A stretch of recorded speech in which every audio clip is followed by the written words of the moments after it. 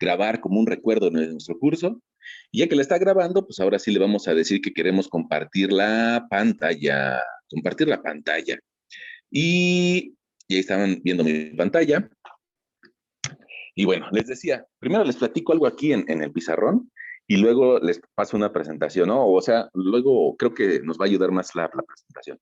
Miren, resulta que una de las primeras ideas acerca de entender a los suelos fue en base al tamaño de sus granos. ¿Por qué? Bueno, pues porque algunos de nuestros primeros investigadores se dieron cuenta que las partículas que más o menos miden lo mismo, resulta que llegan a tener un comportamiento similar. Y entonces, bueno, las primeras investigaciones en mecánica de suelos trataban de entender si en un suelo se tenía el mismo tamaño de partículas en todo el suelo o ese tamaño iba variando. Y entonces, con toda la intención de eso, pues estoy tal vez replicando una serie de granos con dos configuraciones distintas. Una de ellas, tal vez todos los granos miden lo mismo, y en otra de ellas tenemos granos grandes, granos pequeños y granos mucho más pequeños. Pongamos aquí, ahí te estoy dibujando otros granitos, ¿sale? Ahora, de esas dos configuraciones, en la de la derecha, digamos que hay un solo tamaño de grano, en la de la derecha. Puede ser que yo haya dibujado medio feo, pero en realidad es lo que te quiero demostrar, que un solo tamaño de grano. Y en cambio, en la de la izquierda, la idea es de que hay partículas de todos tamaños. Y el hueco que dejan las grandes es rellenado por partículas más pequeñas. Entonces yo te preguntaría, que hable el público, perdón, yo te preguntaría, ¿en cuál de las dos, en cuál de las dos crees que hay más porosidad? ¿En la de la derecha o en la de la izquierda? Yo opino que la de la derecha. Esta, alguien dijo que es más porosa, ¿no? Porosa. ¿Por Sí, qué? Yo también apoyo lo de la derecha, profe. Ok, eso es bueno. ¿Por qué? Bueno, pues porque al ser todas las partículas del mismo tamaño, pues dejan huecos y esos huecos puede ser que sean rellenados de agua o de aire o de cualquier cosa, pero eso va a significar que la de la izquierda se va a volver más densa, mientras que la de la izquierda, más densa, la derecha es menos densa. La de la izquierda es porosa, la de la derecha, la de la izquierda no tanto. Perdón, por la izquierda o derecha. Bueno, mejor se lo escribo, ¿no? Ahora, una pregunta, si recibiera una carga, esta que es más densa, pues resulta que esa carga la empezaría a tratar de distribuir entre un montón de partículas, chiquitas, medianas y grandes. Entonces, esa carga principal se empezaría a transmitir a través de un sistema muy complejo de partículas chiquitas, medianas y grandes, lo cual usualmente le da más resistencia a esta otra en la que la carga nada más se disipa en dos direcciones. Y luego esas dos direcciones pues, probablemente la empiecen a disipar de a poco en poco en partículas más uniformes. Bueno, pues resulta que eso se dieron cuenta los primeros investigadores de mecánica de suelos y dijeron, ah, mira, la configuración de la izquierda también se vuelve más resistente y la configuración de la derecha, digamos, es menos resistente. Ahora, no todo es malo, ¿no? Al fin y al cabo, la de la derecha se vuelve más permeable y la de la izquierda no es tan permeable. Depende para qué lo queramos. Usualmente la gran mayoría del tiempo pues, buscamos de un suelo resistencia más que permeabilidad. Eh, lo cual también significa que la de la derecha es más deformable. Ahora, esa primera idea que nosotros planteamos, pues le llevó a los investigadores de hace 100 años plantearse la necesidad de medir el tamaño de los granos. Es decir, vamos a medir granito por granito y vamos a ver cuánto mide uno y cuánto mide el otro. Y evidentemente que en el caso de la izquierda, pues vamos a tener diferencias porque algunos granitos son muy chiquititos y otros granos son medianos y otros granos son muy grandes, ¿no? Bueno, pues entonces no podemos hacer eso de medir grano por grano de un suelo. Imagínense, vamos a sacarle el tamaño de los granos de una arena, nos vamos a tardar mucho tiempo. Entonces, lo que podemos hacer es hacer circular nuestro suelo, llámese de un tipo o del otro, hacer circular el suelo en un estado seco y disgregado por una serie de mallas. Perdón, se los platico, esa palabra, no, se les iba a decir, ahí quiere decir disgregado, pero mejor se las vuelvo a escribir, ¿no? Porque alguien va a llegar tarde y no van a decir, ¿qué dice ahí? Disgregado. O sea, sin que tenga terrones. Tú sabrás que cuando algún suelo se humedece, a veces genera terrones, y esos terrones, pues si le aplicamos una pequeña carga con nuestras manos, pues terminan por romperse. En realidad ese suelo no es una grava, sino es un pequeño terrón. Bueno, entonces nuestro suelo seco y disgregado lo vamos a hacer circular por una serie de mallas. Mira, yo te las voy a dibujar ahorita y después te las voy a enseñar en la presentación yo creo que una foto es mucho mejor que lo que pueda dibujar el profesor.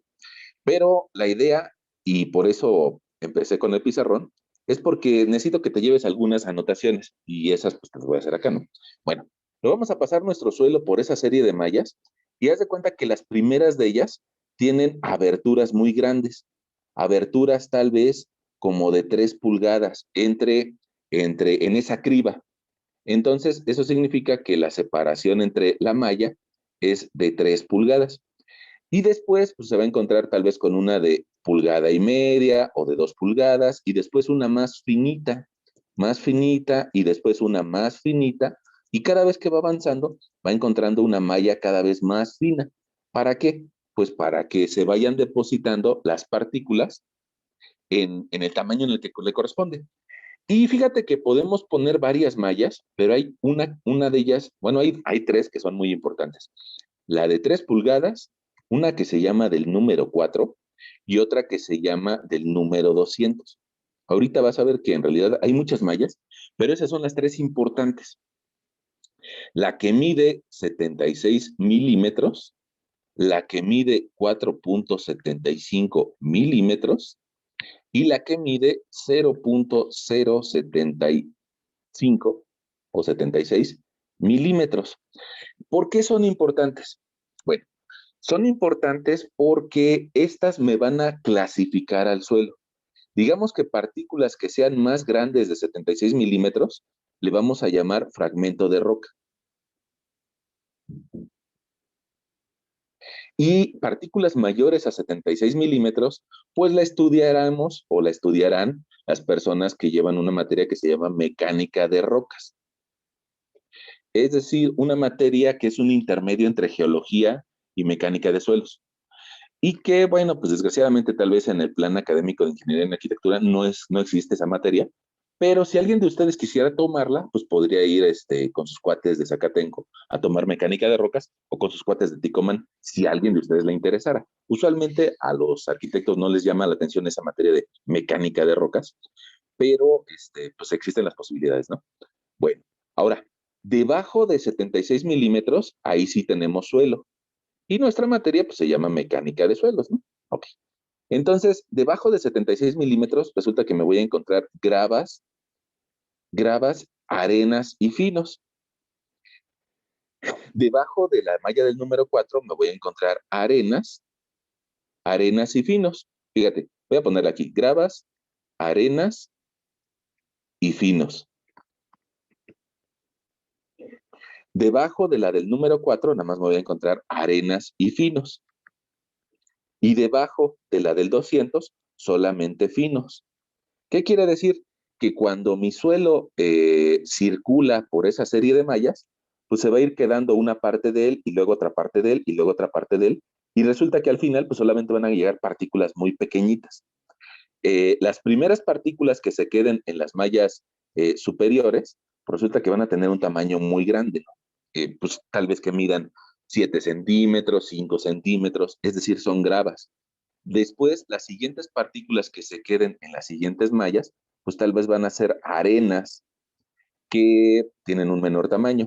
Y las últimas partículas, las que pasan la malla del número 200, la malla del número 200 prácticamente, perdón, ahí sí te lo vas a tener que imaginar. Ahorita te busco una imagen, pero te la vas a tener que imaginar. Eh, Fíjate lo que mide, 0.075 milímetros. 0.075 milímetros. Si alguien de ustedes se lo quisiera imaginar, híjole, hay que tomar 1 milímetro y luego dividirlo entre 10, y luego esa cantidad es menor que 1/10 de milímetro. Entonces, son partículas bien, pero bien finas. Por eso se llaman finos los suelos que pasan esa malla, suelo fino. ¿Y qué tipo de suelos finos hay? Bueno, pues hay limos y arcillas. Y en la otra parte vamos a encontrar las arenas y en la otra parte vamos a encontrar las gravas. Bueno, ahora, para hacer circular el material, pues, se le tiene que generar un cierto movimiento en la base y de forma lateral. Bueno, entonces estas medidas me importaba que las tuvieras muy en cuenta. De hecho, no sé si quisieras por ahí a esa pantalla, darle un print screen, una captura de pantalla, y esa pantallita yo creo que sería buena que la tuvieras en tu cuaderno, ¿no? La malla del número 3 me divide a las gravas, la malla del número 4 me divide a las arenas y la malla del 200 me divide a los finos. Ahora, fíjate que de forma intermedia puede ser que existan más mallas que son un poquito de menor importancia. Ahora, ¿estás de acuerdo conmigo que del 100% que nosotros aventemos en esa prueba, el 100% pues va a significar el peso total? Y resulta que si yo peso cualquiera de estas mallas, pues me va a dar un peso retenido en esa malla. Y entonces yo podría calcular el porcentaje retenido en cualquiera de esas mallas a la hora que yo divida el peso retenido en esa malla X, en esa malla 1, 2, 3, 4, la que sea, entre el peso total. Y ese resultado, pues hay que multiplicarlo por 100 para que sea en porcentaje. Entonces, lo último que te pido en esta pantalla pues, es de que tomes en cuenta esa formulita, ¿no? Este porcentaje retenido. Ahora, resulta que con esa información nosotros vamos a poder elaborar una gráfica que nos va a graficar por ciento que pasa, contra abertura de malla. Y creo que te pedí que imprimieras una hojita más o menos con esa información. Probablemente aquí abajo no diga abertura de malla, sino tal vez diga diámetro de partícula. Sí, dice abertura de malla. Bueno, cualquiera de los dos letreros está bien, ¿eh? Diámetro de partícula o abertura de malla, cualquiera de los dos está bien. Y lo que vamos a hacer en esa gráfica es de que vamos a ir colocando puntos. La primer malla, déjame te lo pongo un poquito más delgadito, la primer malla pues pasó el 100%, la segunda malla tal vez pasó un 80%, la tercera pues un 50%, y así se me va a ir generando una curva. Ahorita vamos a ver algunos ejemplos de curvas y algún ejemplo numérico. Pero bueno, esa es la esencia de nuestra práctica de granulometría y prueba de análisis granulométrico. Ahorita te voy a dar más detalles en la otra pantalla. Entonces, última ocasión que te digo, si quieres darle una captura de pantalla, y si ustedes no tienen mayor inconveniente, me voy a cambiar de computadora, ¿no? O sea, voy a dejar la tablet y ahora me voy a conectar con la computadora. Eso me llevará, como en la película de Interestelar, eso me llevará tal vez unos 15 segundos. Bueno, entonces me voy a salir de aquí. Me voy a salir de aquí y ahorita regreso en 15 segundos. No se salgan, ¿eh?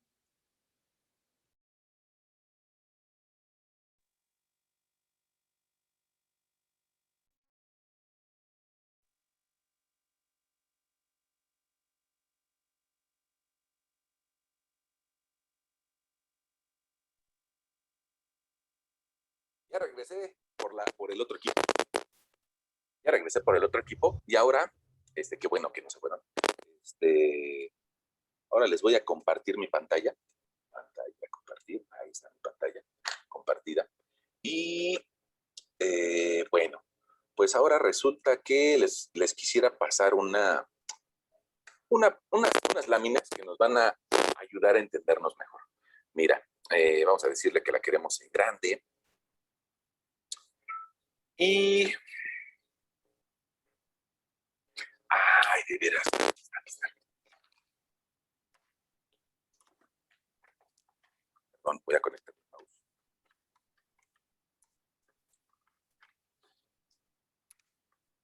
Ahí estamos. Bueno, y entonces ese tema de granulometría, en algunas ocasiones lo vamos a encontrar que nos lo describen, nos lo dicen como análisis granulométrico.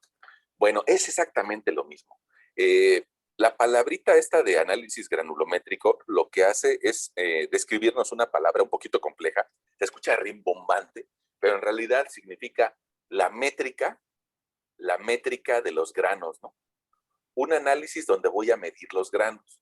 Decíamos, no lo podemos hacer granito por granito, pero hay que medirlos. Y para empezar a platicar de esto, pues tal vez yo te pondría una imagen de la naturaleza, ¿no? Una imagen que a veces para las personas que vivimos en una ciudad se nos hace un poquito extraña, ¿no? Cuando salimos de vacaciones y vamos en la carretera, hay personas que son un poquito, híjole, a mí no me caen muy bien, ¿eh? Hay personas que se ponen sus audífonos y se ponen a dormir en el camión y se pierden de la naturaleza y de las obras de infraestructura necesarias para llegar de un sitio a otro. A mí no me gusta eso. A mí, honestamente, yo cuando tomo la carretera, a mí me encanta ir viendo el paisaje y me encanta ir viendo este tipo de cosas. Y este tipo de cosas es tal vez cortar un cerro, cortar un pedazo de cerro para que pase una carretera, como la que tienes en la parte de abajo de la derecha. Y eso hacemos, pues en parte los constructores, ¿no? Alteramos la naturaleza para generar una civilización. Tal vez en específico alguien diría que los ingenieros civiles, pero en general también hay arquitectos trabajando en carreteras. Alterar la naturaleza para provocar una civilización. Y a diferencia, pongamos, de los acabados de nuestro plafón o de nuestras paredes o de un piso, bueno, pues para comprar el yeso del plafón, pues nosotros vamos a la ferretería o la tienda de materiales y compramos ese material. Incluso podemos ir al Home Depot o al Home Depot y comprarlo. Y es muy fácil de obtener. Sin embargo, para construir una carretera, resulta que los materiales no los puedo comprar en el Home Depot, ¿no? O sea, por más de que sea una tienda mayorista, pues lo más seguro es de que me van a poder vender a lo mucho, no sé, 20 metros cúbicos, 50 metros cúbicos. Pero para construir kilómetros de carretera, pues la única opción es sacarlo de la naturaleza, cortar una parte del cerro y analizar los granos de ese cerro para poder utilizarlos en la carretera. Es decir, analizar lo que nos brinda la naturaleza. No podemos llevar la base desde la Ciudad de México hasta Monterrey, sino que simplemente hay que buscar qué cerros hay en Monterrey para obtener un banco de materiales y de ahí tomar los materiales. Pero hay que cumplir con ciertas características. Una de ellas es el tamaño del grano. Fíjate que esas características van a depender de qué tan cercano estemos nosotros a la carpeta. Mientras más cercano estemos a la carpeta, más características específicas nos va a dar la Secretaría de Comunicaciones y Transportes para esa carpeta. Mientras más abajo estemos en la estructura de pavimento, más fácil va a ser obtener el material para dar nivel. Y básicamente la sección de una vialidad o la sección de una carretera, pues nosotros podríamos decir que las capas que están más arriba son las que tienen más requisitos y que son más caras. Entre más abajo son capas que quieren menos requisitos y que lo podemos obtener prácticamente de cualquier cerro. Las capas que van más arriba son más caras porque deben de ser menos deformables. Es decir, entre más arriba debo de tener materiales más granulares, como grava, como arenas o como un tepetate inerte, que no se deforme ante la presencia de agua.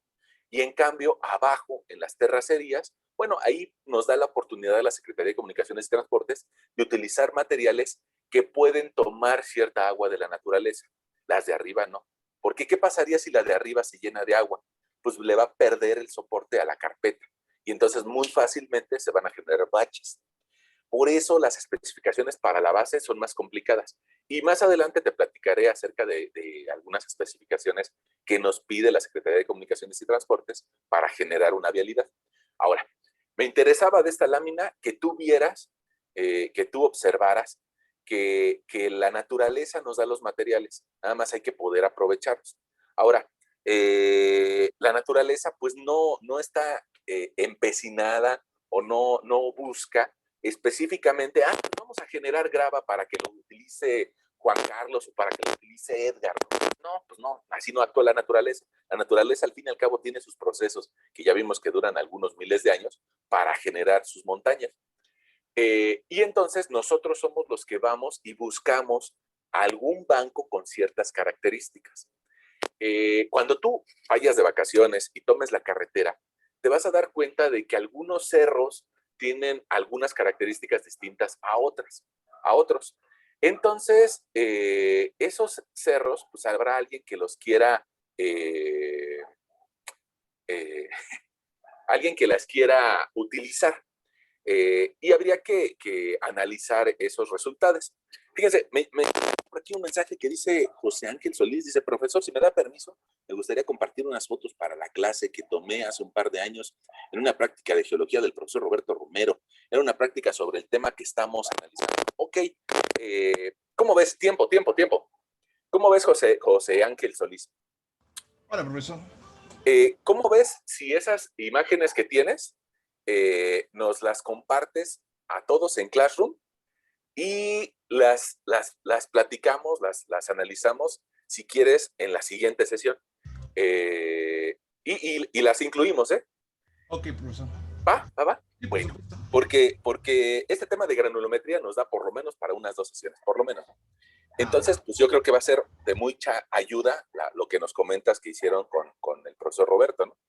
Él es geólogo, bueno, era geólogo, y desgraciadamente se nos adelantó a inicios de año, y bueno, pues nos deja por ahí un hueco.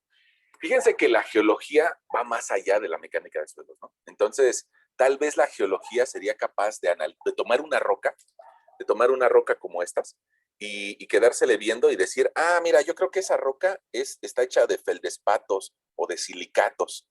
En cambio, tal vez desde el punto de vista de mecánica de suelos, esto nada más es una grava. Bueno, ahora, veamos. Ahí lo que están viendo es un banco de materiales. Cuando a alguien se le ocurre la brillante idea de vender parte de su material, porque al fin y al cabo los cerros son de alguien. Cuando tomamos carretera, de repente vemos muchos cerros. En alguna ocasión me tocó que mi esposa me decía, oye, ¿y ese cerro será de alguien? Pues sí. La realidad es de que después de la Revolución Mexicana hubo una repartición de tierras a través de ejidos y a través de otro tipo de estructuras, de tomar en cuenta que la tierra es de quien la trabaja. Y pues resulta que unas grandes extensiones de tierra le tocaron a algunas personas. Bueno, pues alguna de esas personas puede ser que nos diga, yo te vendo material del sitio. ¿Por qué? Porque parece como grava, porque parecen boleos. Ahora, hay un pequeño problema. Ese material que te vende probablemente no tenga el tamaño adecuado para utilizarlo en una carretera. ¿Por qué? Porque mira, este tamaño de piedra, si te das cuenta de esta persona, lo que miden sus piernas, las piernas de todos ustedes más o menos miden como 1 metro, ¿no? Más o menos. Las piernas de esta persona que medirán tal vez 1 metro, pues más o menos miden lo mismo que esta roca. Imagínense si yo quisiera meter una roca de 1 metro en esta capa. Pues evidentemente que me generaría un punto duro y difícil de manejar para los esfuerzos que va a recibir arriba. Entonces, estas capas tienen que cumplir con un tamaño de grano. Y ese tamaño de grano lo obtenemos a través de triturar esas rocas. Y existen pues máquinas trituradoras que me regresan grava de un cierto tamaño. ¿Para qué? Para que nuestra carpeta repose sobre una base en donde todas las partículas tengan un tamaño estandarizado y que no sea simplemente como nos lo da la naturaleza, sino como nosotros queremos, porque nosotros somos los que construimos la vialidad. Bueno, ahora, eso nos lleva también a identificar que un simple banco de materiales, mira, si bien es cierto que aquí hay material más grueso o más granular o de mayor tamaño, tipo boleo, también es cierto que en la parte de arriba se ve más fino. Se ve más fino y entonces eso nos permite analizar la muestra. Ya sea de un banco, ya sea del material que nos llega a una obra, al fin y al cabo se le puede practicar la prueba de análisis granulométrico. Esa prueba va a consistir, como yo te dibujaba tal vez, en pasar nuestro material por una serie de mallas. En las mallas superiores, en las que tienen una abertura mayor, se van a quedar las partículas que midan 3 o 4 centímetros, 5 centímetros. Y va a ir avanzando por una serie de mallas y cada vez van a lograr pasar solo las partes finas, solo las partes que midan menos de lo que mide la malla. ¿Cuántas mallas hay? Pues mira, por aquí estás viendo que hay por lo menos unas 20 diferentes tipos de aberturas de malla. Y eso es en base al sistema estandarizado de nuestro país vecino, ¿no? Estados Unidos. Déjame cerrar la ventana. Porque se escucha el perrito, ¿no? Nuestro país vecino, saben que ellos son los que tienen mucha tecnología y fueron los primeros que nos empezaron a vender las mallas. Aquí está un esquema, yo creo que un poquito mejor que lo que yo te dibujé. Aquí hay unas fotografías. Me parece que esta fotografía es todavía del laboratorio de la escuela.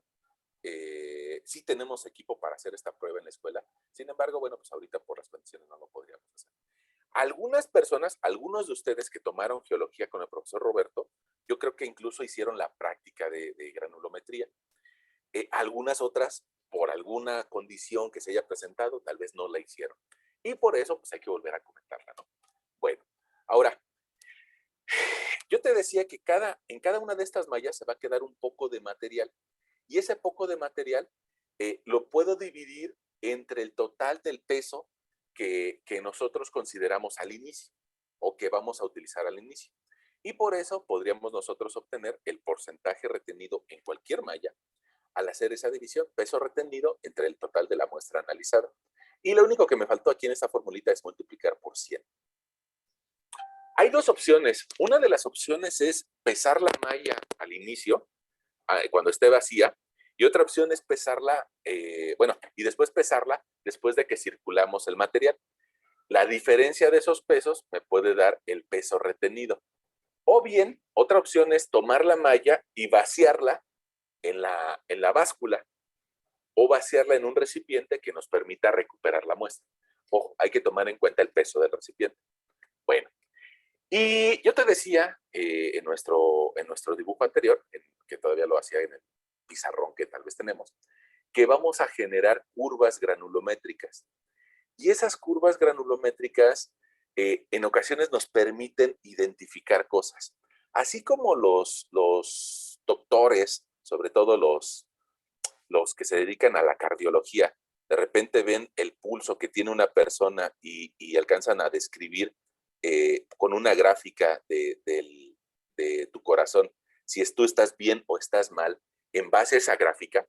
Y ellos lo que hacen es de que tal vez miden el tiempo que se da entre la acción de una válvula de tu corazón y la acción de otra válvula de tu corazón, o la intensidad con la que esto se presenta, o la periodicidad con la que se presenta. Y ellos, a través de esa gráfica, pueden saber si tu corazón está bien o está mal. Bueno, pues resulta que alguien que se dedica a la mecánica de suelos puede ver estas gráficas e imaginarse cosas. Y la intención es de que todos nos lo imaginemos, lo mismo, ¿no? Ahora, vamos a platicar de eso. ¿Qué significa, pongamos, esta gráfica A? Significa que la malla que tal vez mida 30 milímetros, mira, aquí tienes un 10, aquí tienes el 20, aquí tienes el 20 y luego seguiría el 30. La malla que tiene 30 milímetros resulta que dejó pasar el 96% del material, mientras que la malla que mide 10 milímetros, ella solamente dejó pasar el 79% del material. La malla que tal vez mida, fíjate, 2, 3, 4, 5 milímetros, la malla que mide 5 milímetros, resulta que dejó pasar el 62% del material. Es decir, a medida de que mi material va pasando por las mallas, es lógico que cada vez vaya teniendo menos porcentaje. Eso es lo que significan esas gráficas. Pero ojo, hay otra cosa que significan y vamos a ver si nos entendemos.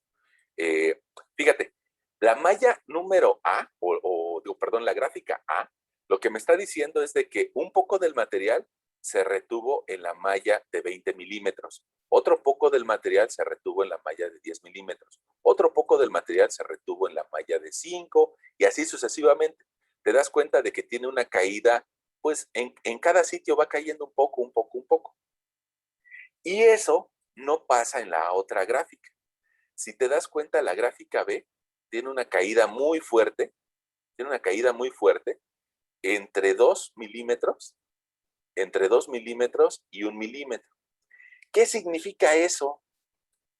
¿Qué significa eso? Lo que significa es que de la gráfica B, prácticamente todas las partículas tienen el mismo tamaño, y ese tamaño va a ser, pues tal vez de 1,5 milímetros. Es decir, como empezamos nuestra plática. No sé si te recuerdas cuando empezamos a platicar el día de hoy, yo te decía, hay algunos suelos en donde todas las partículas miden lo mismo.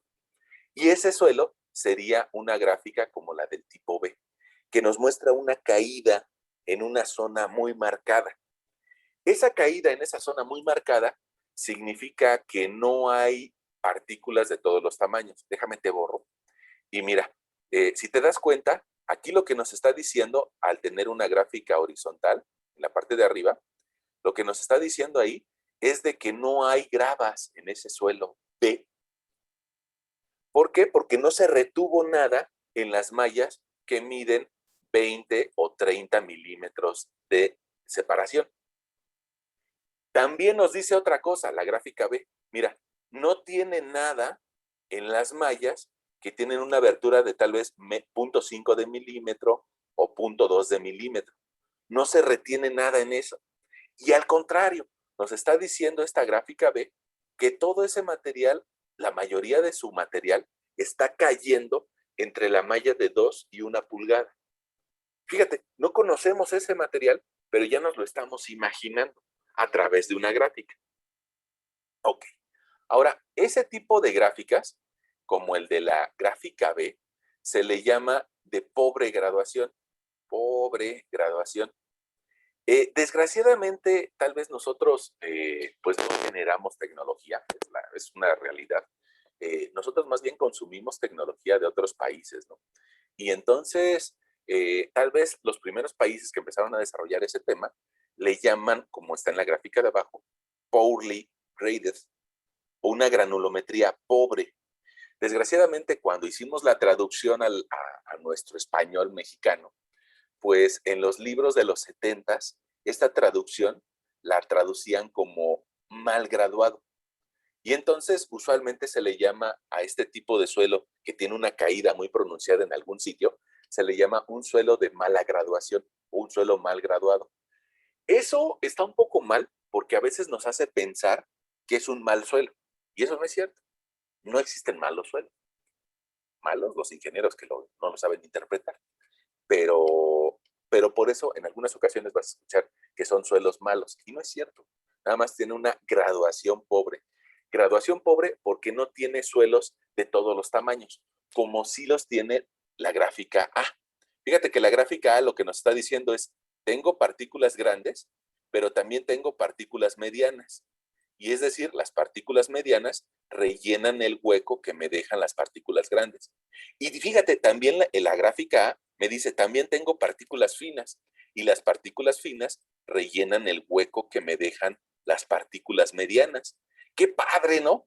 O sea, tiene partículas de todos los tamaños. Es decir, tiene una riqueza de tamaño de partículas. A diferencia de la otra, que está pobre, nada más tiene partículas de un solo tamaño. Eso en la gráfica de abajo lo ves con una línea continua que va bajando poco a poco y que nuestros amigos los anglosajones le dirían bien graduada. Bien graduada. En cambio, para un suelo que tiene una caída brusca, a eso le llamaríamos un suelo de pobre graduación o de mala graduación. Y el último tipo de suelo, pues tal vez sería este, que tenemos una caída muy fuerte, que nos habla de que este suelo tiene partículas que miden más o menos 20 milímetros a 30 milímetros, y tenemos otra caída fuerte donde nos encontramos material fino, material que mide menos de 0.1 milímetro hasta 0.02 milímetros. En cambio, ese suelo, ese que tiene granulometría discontinua, no sé, precisamente esa palabra discontinua, lo que nos está diciendo es esta parte central, déjame cambiar de color, de plumón. Esta parte central, lo que nos está diciendo es, no tengo gravas, no tengo partículas que miden 3 milímetros, tampoco tengo partículas que miden 0.8 de milímetro. Y eso, bueno, pues es importante tomarlo en cuenta, ¿no? Es decir, ese suelo solamente tiene partículas o muy grandes o muy chiquitas. Bueno. Comentario. Otro comentario. Resulta que los libros viejos hacían las gráficas así como la que tienes en la parte superior. Es decir, empezaban en 100 y después iban bajando a cantidades menores. ¿Por qué lo hacían así los libros viejos? Porque así es como hacemos la práctica. Es decir, nuestro 100% del material empieza en las mallas muy grandes y a partir de ahí se va quedando cada vez menos material y menos material. Es decir, esa gráfica representa mucho el proceso de caída de los materiales en una serie de mallas para hacer análisis granulométrico. Pero los libros nuevos dicen, es que eso está mal, porque el eje de las X siempre nos han enseñado que crece hacia la derecha. Entonces, pues, ¿cómo le explicamos a un joven ingeniero que esa escala va bajando en lugar de ir subiendo? Entonces, los libros nuevos dicen, no, pues si a los jóvenes les explicamos que siempre el eje de las X va hacia la derecha, pues así hay que representarlo. Y entonces los libros nuevos, tal vez del 2011, nos lo representan en 0.01, 0.01, 0.1, 1, 10 y 100. Es decir, este va creciendo como nos lo enseñaron en la primaria. Son cuestión de estilos, ¿no? Cualquiera de los dos está bien y cualquiera de los dos sirve, nada más hay que aprender a pensar como ingeniero viejo o como ingeniero joven. Cualquiera de los dos nos sirve, no pasa nada. Si yo tuviera más edad, tal vez les diría, no, este es el bueno, pero creo que no estoy tan grande y entonces puedo también entender la nueva forma de ver las cosas, ¿no? Bueno, otro comentario. Esa gráfica se parece mucho, por lo menos el fondo, a la gráfica que te pasé ahí en Classroom y que te dije que imprimieras. Y te darás cuenta que las divisiones no miden lo mismo, sino que esas divisiones, primero, este espacio que acabo de subrayar, mide 90 unidades, mientras que el segundo ciclo mide 9 unidades, de 1 a 10, y el tercer ciclo resulta que mide 0.9 unidades, de 0.1 a 1. ¿Eso por qué pasa? Bueno, porque esa gráfica está desarrollada en un esquema logarítmico. ¿Por qué está desarrollando un esquema logarítmico? Porque esa gráfica, al estar así, nos permite graficar cantidades muy grandes, como 100 milímetros. 100 milímetros son 10 centímetros. Para un suelo esto es muy grande. Pero al mismo tiempo nos da la oportunidad de graficar cosas que miden 1 centímetro. Y en la misma gráfica, puedo graficar cosas que miden 1 milímetro, o sea, algo así. En esa misma gráfica puedo graficar cosas que miden 1/10 de milímetro. ¡Maravilla! ¡Qué maravilla! En la misma gráfica puedo graficar cosas grandes y muy pequeñitas. Y eso lo hacemos gracias a que utilizamos una escala logarítmica. Los ingenieros no son los únicos que utilizan esa escala logarítmica, también la utilizan nuestros primos, los economistas. Y nuestros primos, los economistas, las utilizan porque tenemos economías en el mundo increíblemente grandes, como la de Estados Unidos, como la de China, pero también tenemos economías increíblemente deprimidas, como la de Haití o como la de Isla San Vicente, ¿no? Entonces, Para graficar cosas muy, muy grandes y muy, muy, muy pequeñas en el mismo espacio, se utiliza la escala logarítmica. Y eso nace a partir de la idea de que estas cosas, las calculadoras, son bien recientes. Las calculadoras tendrán con nosotros 50 años, tal vez, o 40 años. En realidad, los ingenieros y los arquitectos de hace 100 años no tenían calculadora. Y esos ingenieros, pues si querían calcular, imagínate calcular una estructura tridimensional sin STAD, sin SAP y sin calculadora. Eso era para gente grande. Bueno, esos ingenieros utilizaban los logaritmos porque los logaritmos no me permiten calcular cantidades muy, muy grandes como el peso de un edificio y al mismo tiempo analizar cantidades tan pequeñitas como asentamientos de un suelo. Y eso lo podíamos hacer gracias a los logaritmos. Bueno, ya, comentario. ¿Por qué lo seguimos utilizando? Alguien dirá, ¿por qué seguimos utilizando ese tipo de gráficas si ya tenemos calculadoras, si ya tenemos sistemas más modernos?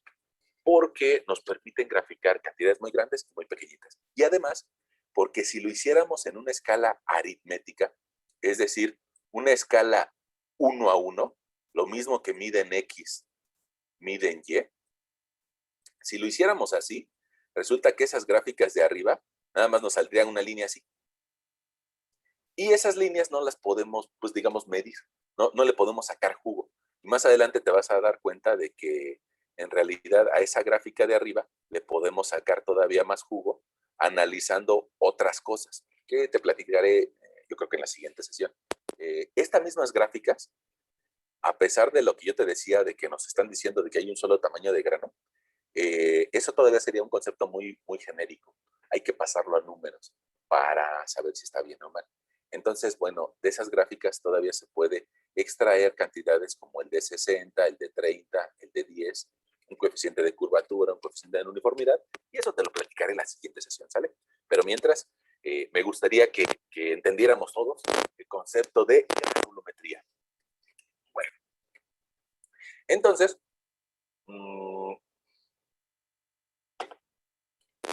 ahí lo que estás viendo es una muestra de un material que se quiere utilizar en una base. Ese material, pues viene de algún cerro de donde se quiere extraer el material y queremos ver si cumple unas ciertas características para utilizarlo en una carpeta. Bueno, ese material te darás cuenta que tiene partículas muy pequeñitas, pero también tiene partículas grandes. Entonces, si yo tomara nada más una parte de este material, pues tal vez me esté equivocando, porque si yo nada más tomo esta parte del material, pues me diría, ese suelo es muy grueso, pero si tomo otra parte del material, me diría, ese suelo es muy fino. Entonces, antes de hacerle la prueba, hay que hacer un proceso de cuarteo. Hay que cuartear el material, es decir, revolverlo. Lo bajamos de la charola y ahí en el piso del laboratorio lo empezamos a cucharear o a revolver. Después de revolverlo, se le llama cuarteo porque no puedo ensayar toda esta muestra, es demasiado grande. Entonces la voy a dividir en 4, pero después de haberla revuelto. Y eso es lo que alcanzas a ver en la siguiente imagen. Ahí tenemos 4 submuestras en las que debemos de tener el mismo material representado. Es decir, esta muestra debe de tener partículas finas y también partículas grandes. Esta debe tener partículas finas y partículas grandes. Partículas finas y partículas grandes. Ahora, también tiene otro objetivo, que probablemente yo ensaye este material, llámese laboratorio 1, y nada más por ser desconfiado, pues vamos a mandarle este material a otro laboratorio, ¿no? Y vamos a ver si nos reportan lo mismo. Y vamos a ver si alguien nos está mintiendo. Bueno, perdón, tiempo. No sé si escucharon que hubo un caso de COVID, que hubo unos cuates que vinieron a pasarse la bomba en Cancún y los laboratorios aquí en nuestro país les hicieron pruebas de COVID y dijeron, no hay bronca, todos están sanos. Llegaron a su país, llegaron a Argentina y en Argentina les volvieron a hacer las pruebas y como 44 personas salieron contagiadas de COVID. ¿Y eso qué significa? Pues uno de los 2 laboratorios está mintiendo, ¿no? Curiosamente en México hay mucha corrupción, curiosamente. y eso, bueno, pues nos lleva a identificar quién estaba mintiendo. Bueno, ese mismo concepto se puede aplicar en mecánica de suelos y puede ser que una muestra la manden a un laboratorio y otra muestra la manden a otro laboratorio y deberíamos de tener resultados similares, no iguales, pero similares. Bueno, entonces, para eso cuarteamos la muestra. Ya después de que la cuarteamos, pues resulta que una parte la pesamos. Y como la vamos a pesar en un recipiente, pues hay que pesar primero el recipiente vacío, darnos cuenta de que pesa una cierta cantidad de gramos, en este caso 645 gramos, y volverla a pesar con un poco de material, tal vez que busque pues, tener una cantidad exacta de gramos, ¿no? En ese caso, pues tal vez vamos a ensayar del orden de 4 kilos de material. Esta práctica sería ideal que la hiciéramos, pero desgraciadamente por personas irresponsables que se siguen contagiando, pues no hemos regresado a la escuela, ¿no? Bueno, esa prueba nos la norma la Secretaría de Comunicaciones y Transportes. Secretaría de Comunicaciones y Transportes a través del Instituto Mexicano del Transporte, IMT. El Instituto Mexicano del Transporte se ubica en Querétaro y es el encargado de darnos las pruebas para carreteras y para puertos. Ahí ya no interviene las normas de construcción o el reglamento de construcciones del Distrito Federal. Ahí ya no interviene porque las carreteras no son del Distrito Federal, sino que son intermedias entre localidades de todo el país. Entonces, por eso requerimos que la Federación, a través de la Secretaría de Comunicaciones y Transportes, nos diga qué norma vamos a utilizar. Y, bueno, pues eso lo hace el Instituto Mexicano de Transporte. Ellos tienen un montón de normas para construcción de carreteras y puertos. Más adelante te platicaré dónde buscarlas, ¿no? Bueno, en la página del Instituto Mexicano de Transporte. Bueno, ahora, ya que tenemos nuestro material pesado, pues hay que vertirlo.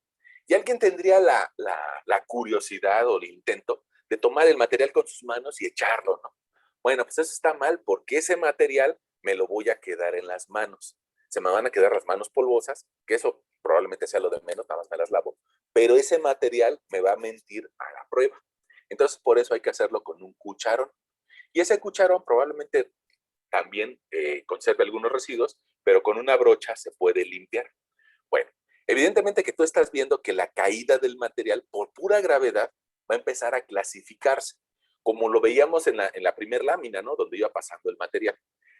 Pero hay que ayudarle a ese suelo, porque la gravedad no hace todo. Entonces, se puede colocar dentro de una maquinaria que se llama rotap o un rotador, que su base lo que hace, perdón por decirlo de una forma sencilla, pero hace un chaca-chaca.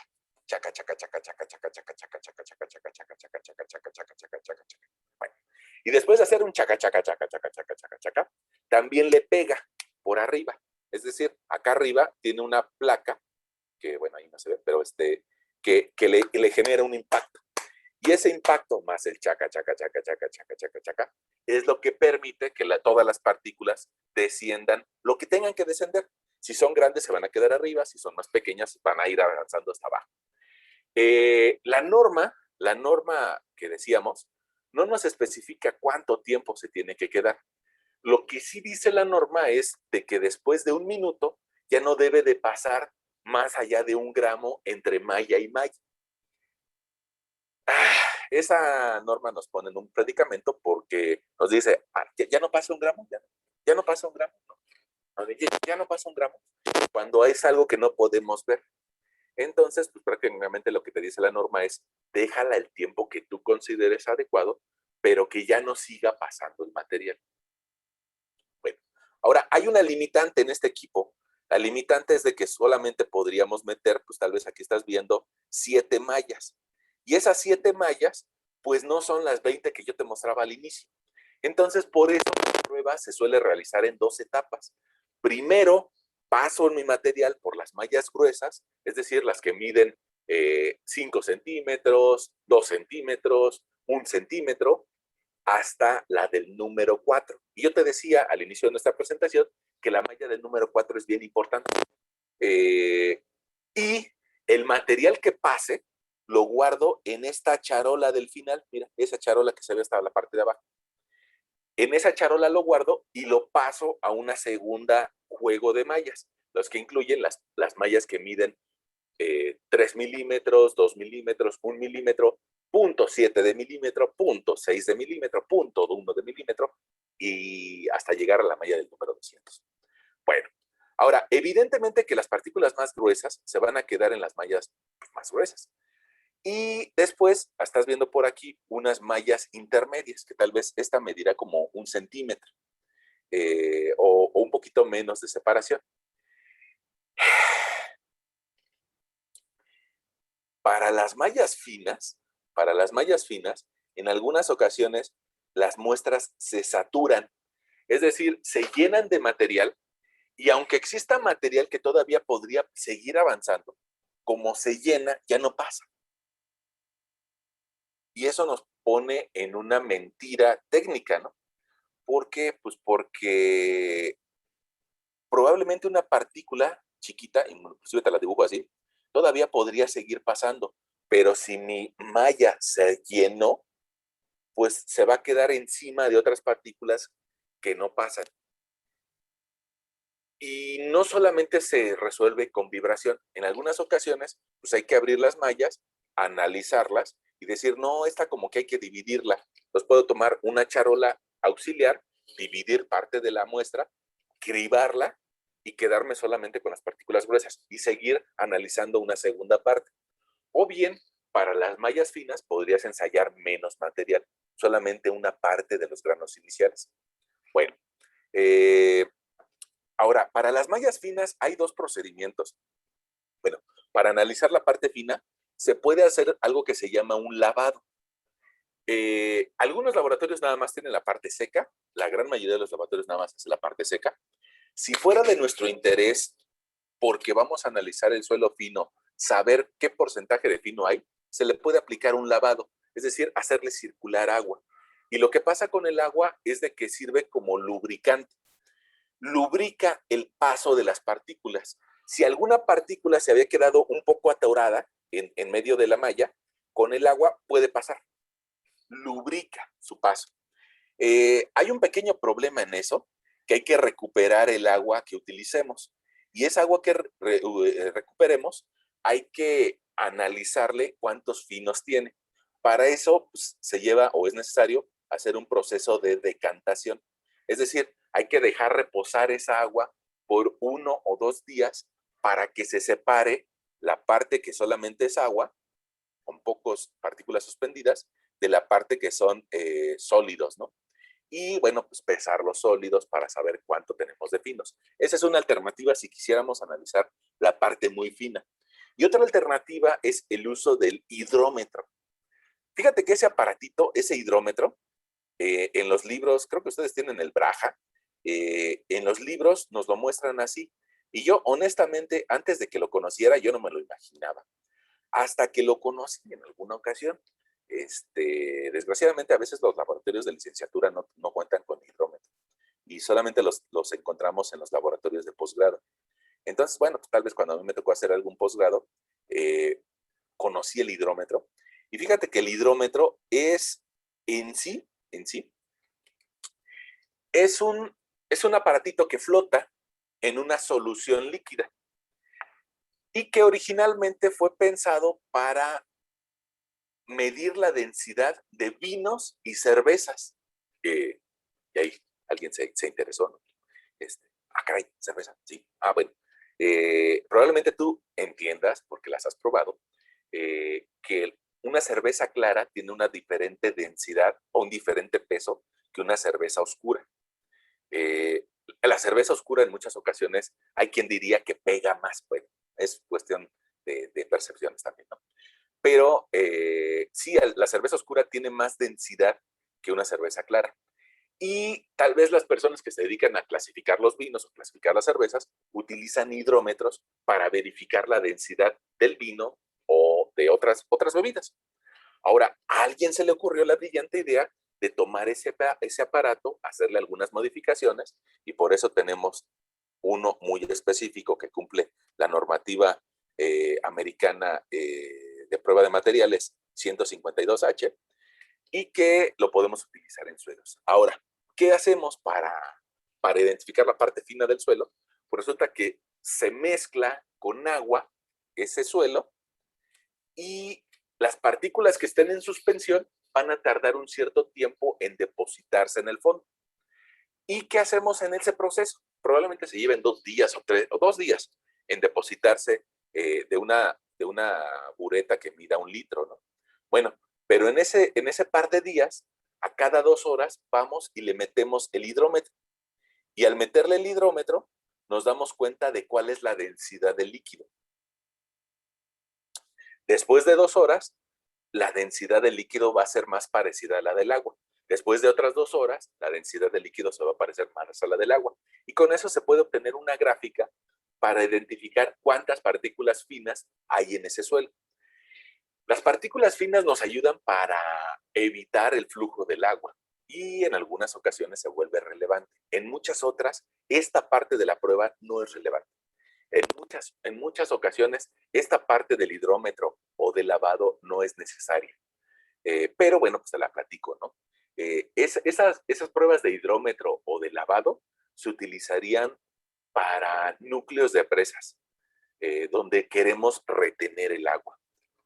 O tal vez para analizar la cantidad de finos que tiene un suelo colapsable, pero no es una prueba común. Bueno, lo que sí es común es el cribado por mallas. Y bueno, pues por ahí teníamos algunas fórmulas para determinar si un suelo es fino o es granular. Con eso vamos a poder construir una gráfica y yo creo que estas particularidades para construir esa gráfica, me gustaría tal vez, bueno, para clasificar, lo podríamos ver en la siguiente sesión y mientras tanto nosotros podríamos hacer un ejemplo numérico. Déjeme respirar y no sé si hasta ahorita, pues tenemos alguna bronca o alguna duda de nuestro proceso de cribado. Si tenemos alguna bronca, pues lo aclaramos.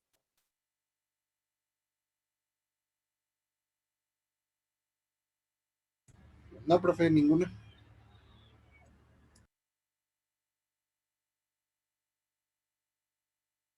Bueno, podemos seguir avanzando y les voy a compartir una hoja de una pantalla, mi pantalla, perdón, general.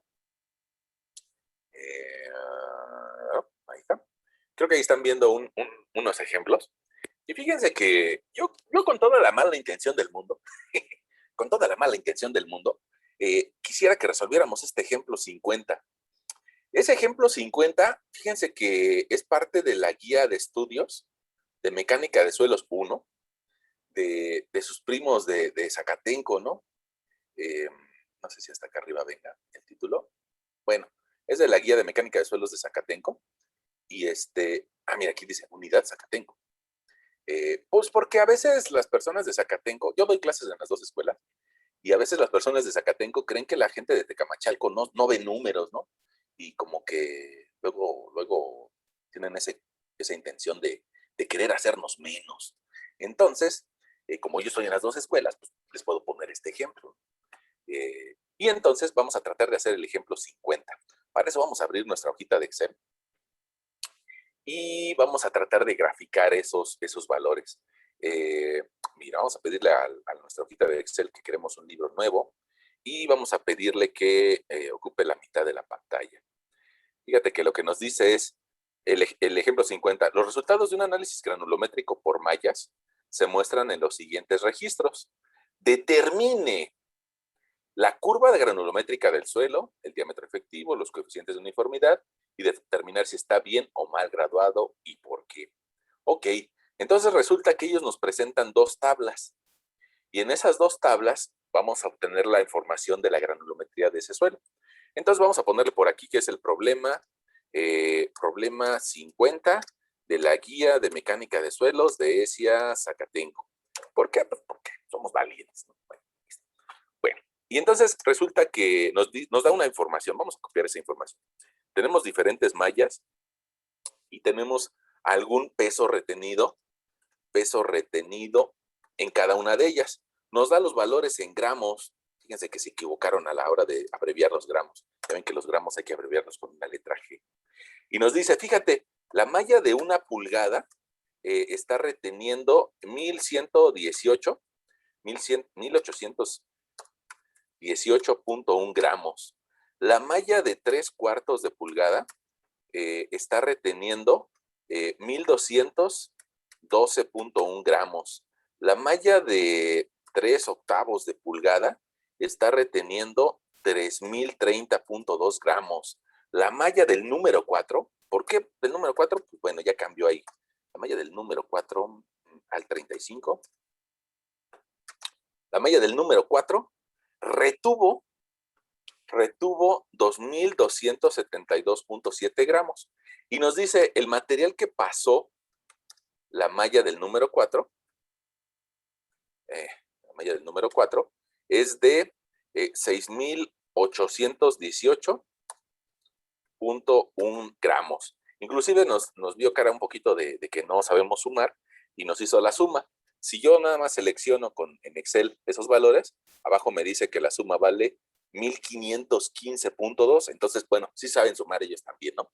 Ahora, esas mallas resulta que es la denominación gringa y desgraciadamente los gringos son tercos y no quieren cambiar su sistema de unidades. Pero nosotros que vivimos en México, pues utilizamos el sistema internacional de medidas y ese sistema internacional de medidas nos llevaría de cada una de esas mallas escribir su abertura. Y su abertura, pues nosotros en el sistema internacional la damos tal vez en milímetros. Bueno, una malla de 1 pulgada, pues probablemente sabemos de que vale 2.54 milímetros. Probablemente lo sabemos. Pero tal vez se me olvidó comentarte algo y te lo voy a platicar de una forma muy sencilla. Fíjate Sería que... 25, ¿no, profe? 25.4 milímetros. Sí, gracias. Déjame platicarte algo. Fíjate que esta designación del número 4, lo que significa es de que en 1 pulgada va a haber 4 divisiones. En 1 pulgada, 4 divisiones. Y eso tal vez me ayudaría a dividir 2.54 centímetros entre 4 espacios. Pero si nos damos cuenta, la abertura de malla del número 4 no es ese valor. Y lo que pasa es de que hay que restarle el espesor del alambre. Los alambres tienen un espesor. Y por eso, tal vez yo les presenté, en nuestras diapositivas cuánto medían las mallas. Déjenme hacerle zoom. Y miren, déjenme copiar de esa diapositiva cuánto mide una malla comercial. Porque las mallas no las voy a hacer yo, las voy a comprar en un distribuidor de material de laboratorio, ¿no? Entonces, fíjate, la malla de 1 pulgada nos dice que mide 25.4 milímetros, la de 3/4 de pulgada mide 19.10, la de 3/8 de pulgada mide 9.52 y la del número 4 mide 4.76 milímetros. Nos dan otras mallas y nos dicen, mira, hay otro juego de mallas que son la del número 10 al 35. Creo que la regué, ¿verdad? Al 35.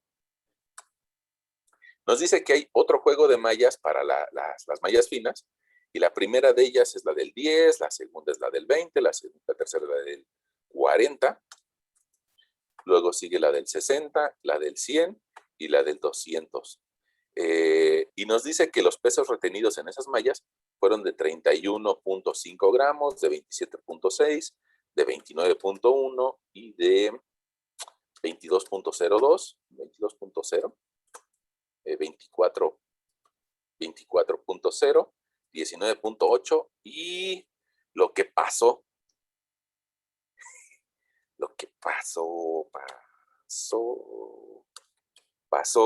la malla del número 200, pesa 46.0 gramos.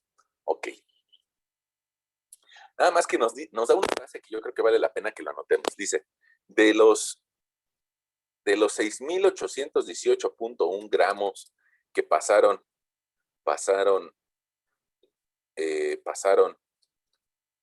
malla del número 4, solo se tomaron 200 gramos para las mallas finas.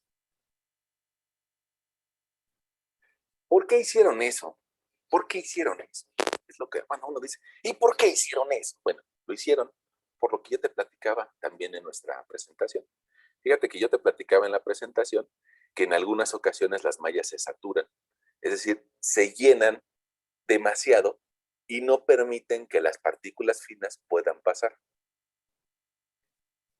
Ya.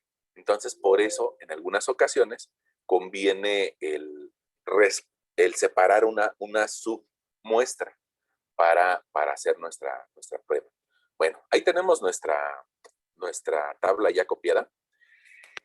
Y podríamos nosotros, pues tal vez, se me olvidó. Se me olvidó copiar las aberturas de esas mallas. La del número 10 tiene una abertura de 2 milímetros, la del número 20 tiene una abertura de 0.84, la del número 40 tiene una abertura de 0.42, la del número 60 tiene una abertura de 0.25, la del número 100 tiene una abertura de 0.149 y la del número 200 tiene la abertura de 0.074 milímetros. Ahí está. Ya, ahora sí ya puedo quedarme en la hojita de Excel.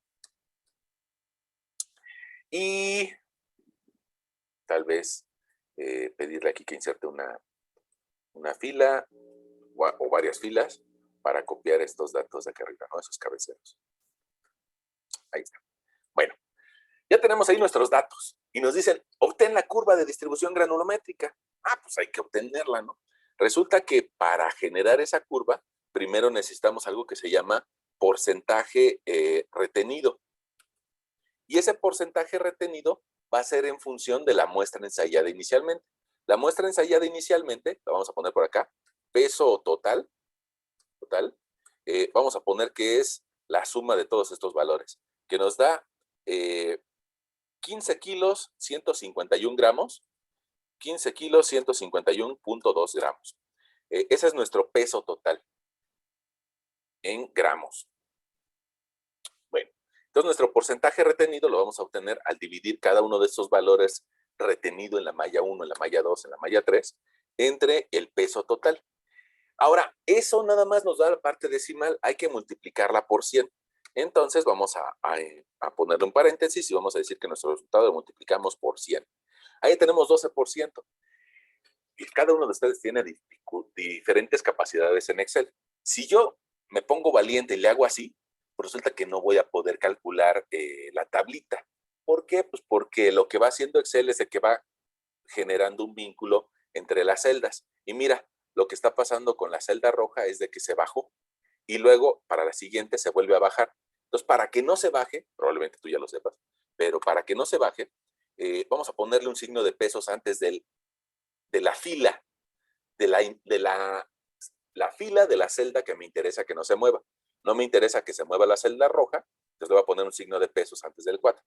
Y de esa forma ya puedo arrastrar mi fórmula y ya me da los porcentajes de las otras filas sin que se mueva la celda roja. Yo sé que muchos de ustedes ya lo sabían, ¿no? Pero alguno de ustedes probablemente no. Entonces, por eso mejor se lo explicamos.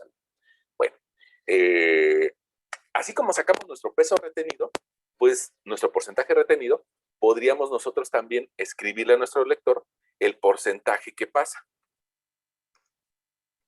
Y con ese porcentaje que pasa, podríamos elaborar una curva como la que tienes por acá. Como estas, ¿no? Que las platicábamos hace rato. Ya ves que va porcentaje que pasa y del otro lado tamaño de grano.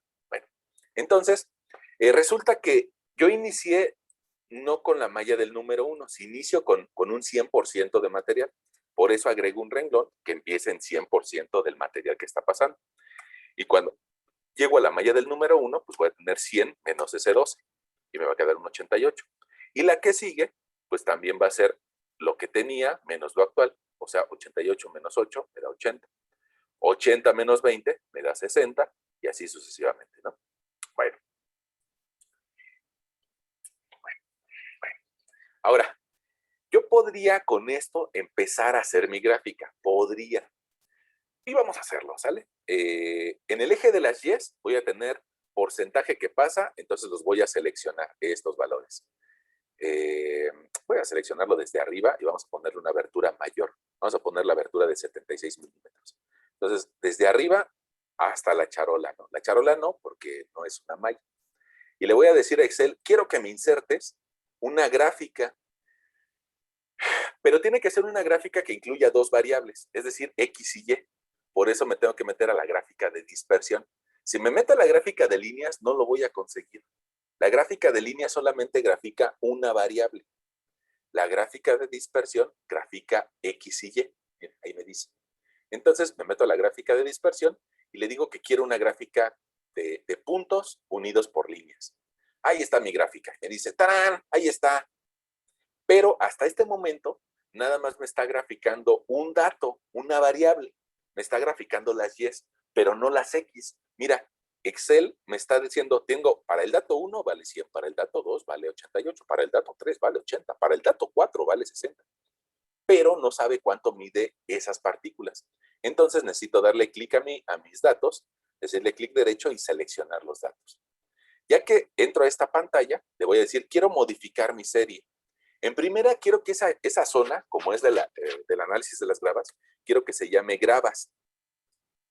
Y los valores de las X los vas a tomar de las aberturas de las mallas.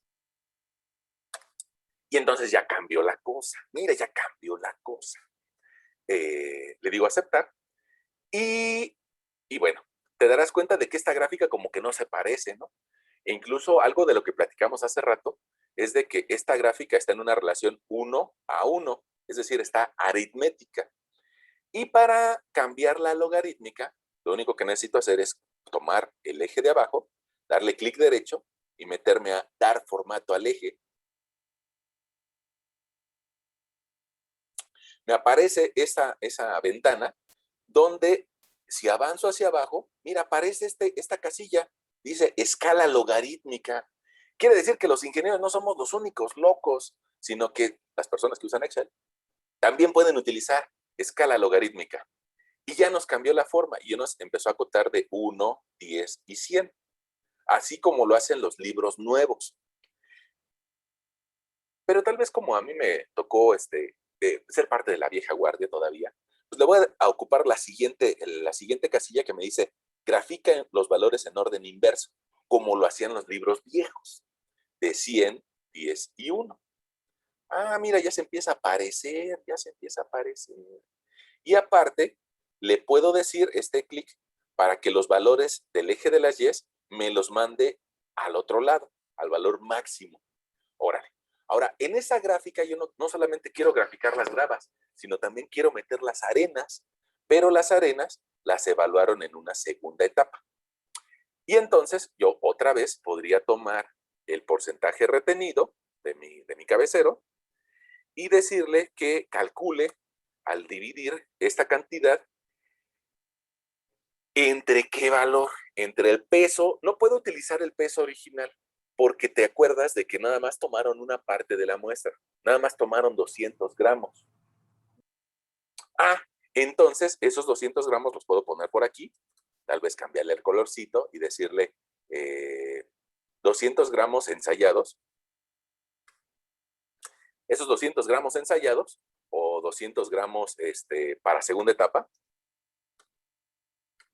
Bueno, pues esos 200 gramos va a ser mi 100%, ¿no? Por decirlo de alguna forma. Entonces yo divido 31 entre 200 y te acordarás que hay que agregarle un signo de pesos para que no se mueva la celda amarilla. Y mi resultado, multiplicarlo por 100. Ojo, lo hicimos al inicio por 100 porque sí teníamos el 100% del material. Pero para la segunda etapa no tenemos el 100% del material. La segunda etapa solamente va a estar trabajando con el 45%. Entonces, necesito multiplicarlo por este valor. Y también a ese valor, tal vez ponerle un signo de pesos para que no se mueva. ¿Vale? Y entonces, pues ahí ya tenemos un porcentaje respecto a la muestra total. Después, pues vamos a colocarle el porcentaje que pasa. Y ese porcentaje que pasa, nuestro último valor era 45%. nuestro último valor, yo creo que me conviene agregar una fila por aquí, insertar, y decirle que mi último valor anterior era 45%, y que ese 45% estaba dado para una abertura de 4.76. Bueno, y a partir de ese valor le digo, de lo que tienes, réstale lo que se retuvo en la malla del número 10. Y luego de eso que tienes, réstale lo que se retuvo en la malla del número 20. Y así sucesivamente, ¿no? Bueno, ahora, ya que tengo esos datos de la parte fina del suelo, es decir, de las arenas, pues entonces regreso a mi gráfica y le digo, ¿sabes qué? Quiero meter otros datos. Así como algún personaje, ¿no? Que diría, yo tengo otros datos. Bueno, le vamos a decir que vamos a agregar otra serie y que esas van a ser nuestras arenas. Arenas de este suelo, ¿no? Y esas arenas de este suelo, pues tenemos valores en X y también tenemos valores en Y.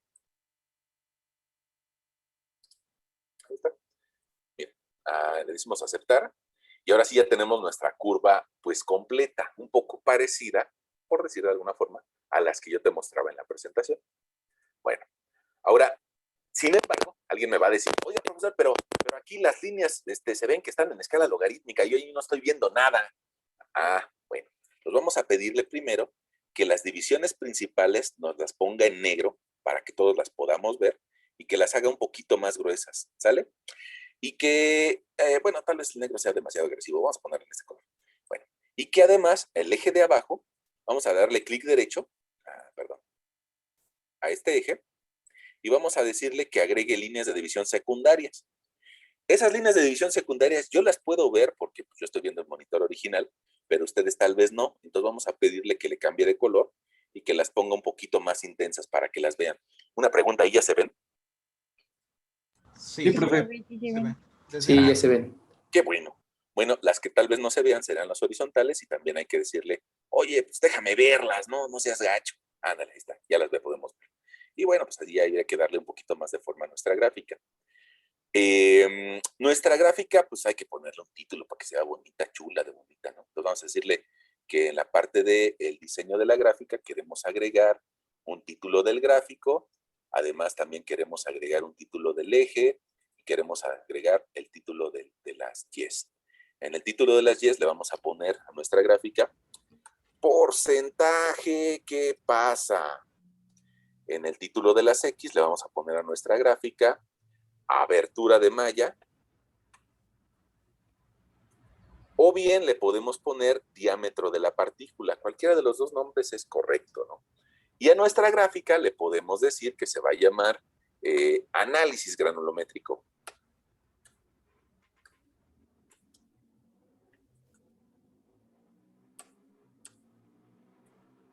Y bueno, pues ahí ya tenemos nuestra gráfica. Quedó bonita, ¿no? Ahora, una parte es de que se va bonita y bueno, pues es valorable que se vea bonita, pero todavía a esa gráfica le podemos sacar algunos datos. De los datos que le vamos a poder sacar, va a ser sobre si tiene partículas de todos los tamaños o no, sobre sus diámetros efectivos, sobre si es una grava o si es una arena. Y bueno, pues tal vez eso yo creo que se va a requerir un poquito de tiempo. Y también requerimos que ustedes pues, lo sepan hacer, ¿no? O sea, que tengan su gráfica, pues de ustedes, ¿no? No que tengan la mía. Y para eso, pues yo creo que podrían tal vez empezar por tratar de hacer esta gráfica ustedes en Excel. Ahora, probablemente tú me digas, no, es que yo no sé usar Excel. Pues regresas el video, ¿no? Por ahí te cuelgo el video de YouTube y le vas dando, a ver, ahí hay que, ¿qué hay que hacerle? Bueno. Y bueno, yo creo que un primer paso sería que tú tuvieras tu gráfica para de esa gráfica sacarle algunos datos. Algunos datos que te los puedo ir platicando, ¿no? Te los puedo ir platicando. Es,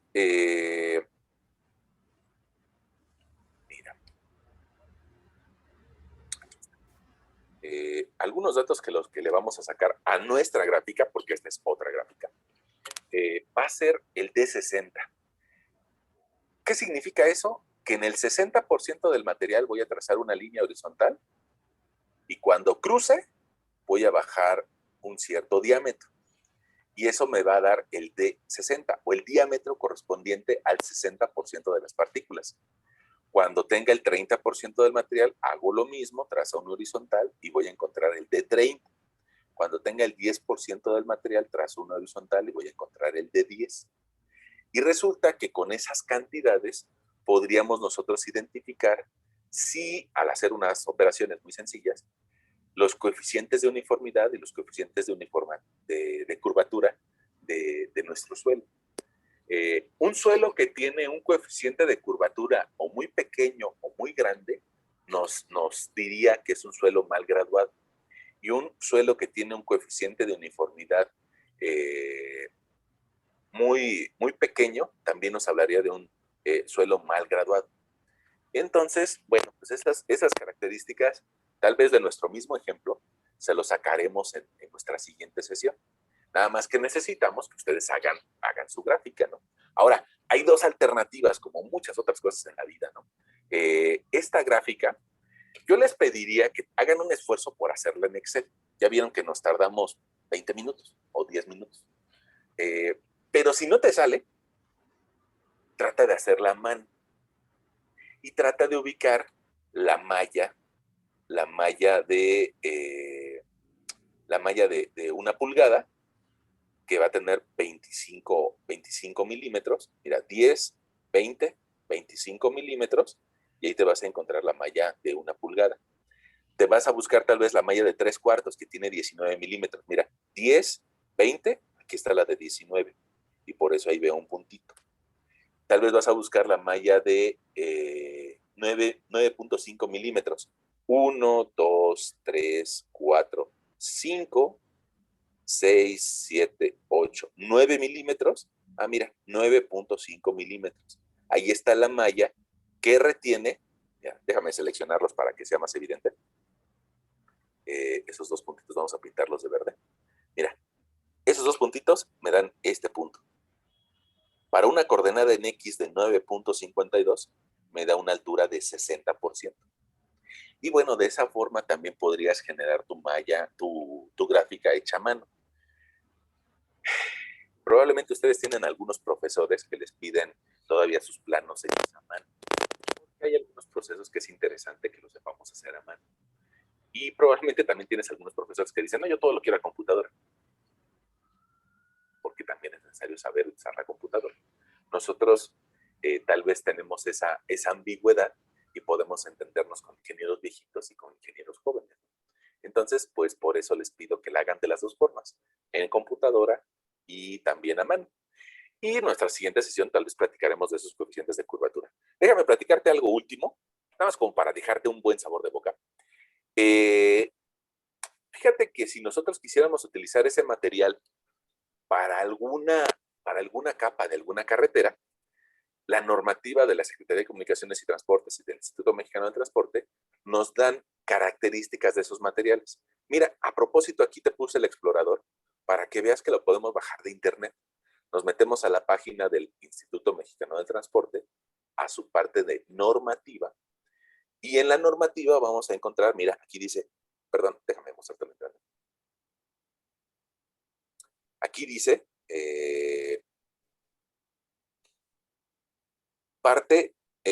características de los materiales. Materiales para terracerías, materiales para estructuras, materiales para drenaje. En nuestro caso sería materiales para terracerías, para capas de una vialidad. Y mira, cada una de esas capas tiene una gráfica como estas. Lo que significa esta gráfica es, la SCT sabe que tú puedes utilizar material de un cerro o de otro. Y entonces lo que hace es de que te da un rango. Si tu curva granulométrica pasa por aquí en medio, donde caiga, un poco arriba, un poco abajo, pero que pase adentro de este rango, entonces lo puedes utilizar para una base.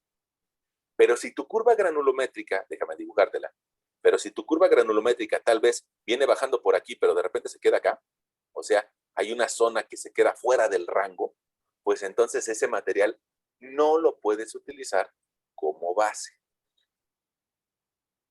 Solamente te va a permitir utilizar materiales que caigan dentro de esta zona. Puede ser que un poco alto, puede ser que un poco bajo, pero el chiste es de que caigan en esa zona. Y así como hay una norma para la base, hay una norma para la subbase y hay una norma para la terracería. Y uno de los requisitos que nos pone es la granulometría, pero en realidad nos pone varios requisitos. Pongamos límite líquido, límite plástico, valor relativo de soporte, partículas alajadas, y esos valores los iremos viendo en nuestro curso, ¿no? Poco a poco. Nuestro curso no está orientado al diseño de carreteras, no, pero pues una parte de la mecánica de suelos tiene que ver con eso, una parte. Otra parte tiene que ver con las cimentaciones, y también vamos a platicar de cimentaciones. Yo creo que por el día de hoy, creo que hay un mensaje en el chat. Dice, excelente clase, profesor. Gracias, gracias. Ok, ahí la llevamos. Nos dice José Ángel que ya nos compartió unas diapositivas. Las vemos y hacemos algunos comentarios sobre eso la siguiente sesión. Mientras tanto, pues creo que ya se llevaron algunos conceptos debajo de la manga y esperemos que los puedan desarrollar. Ahora, les digo, hagan su gráfica y en la siguiente sesión la utilizamos para sacarle un poquito más de jugo. Bueno, dejamos de compartir y le decimos que queremos detener nuestra grabación